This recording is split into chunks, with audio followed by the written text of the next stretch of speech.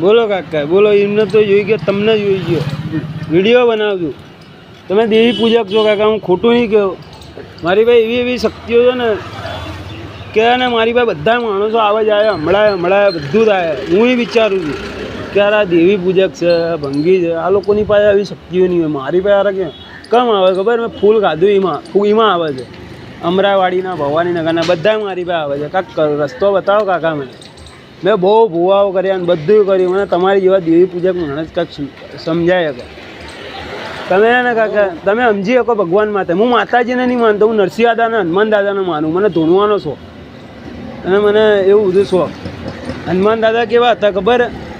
હનુમાન દાદા ભલે બાલ બ્રહ્મચારી હતા, પણ એમને કોઈકનો એક કોદો મારી દે ને તો માણસ મરી ગયા.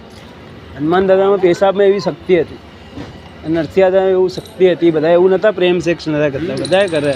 કાંક રસ્તો બતાવો જો કાકા, તમારો ફોટો આવ્યો મસ્તનો. આપણે કાંઈક કરીએ યાર. હું તો ભૂવા બધું ગોત્યો જો. આ બધી લેડીસો ને એટલી કલાકાર છે ને, મને મારીને કાપીને ખાઈ જાય. હું રસ્તામાં બ્લેડ મારું, મરી જાઉં. મારા મા બાપ કહે છે મારો છોકરો ગાંડો થઈ ગયો, મારા છોકરાને એવું થયું. પણ એમ નહીં ખબર પડે મારા મા બાપને કે મારા છોકરાને કોઈક હમણાતું હતું, મારા છોકરાને કોઈક હેરાન કરતું હતું બોલીને.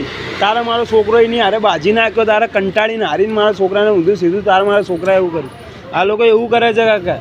2-3 મારા 4 વર્ષ અમરાવાડીમાં હું રહ્યો ને, તો 4 વર્ષમાં તો મને એટલા લોકો હેરાન કરતા હતા. સાણંદમાં 2-3 વર્ષ રહ્યો, યા ઝઘડો થયો, અમરાવાડીમાં ઝઘડો થયો મારો. અમરાવાડીમાં તો 3 મહિના 2.5 મહિના દવાખાને રહીને આવ્યો.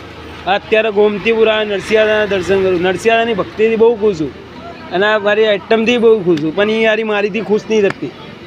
એના ને એક છોકરો એવો ગમે છે કે એની પાસે કાંઈક નરસિંહદાની શક્તિ છે ને એવું એનું મન થઈ ગયું હોય.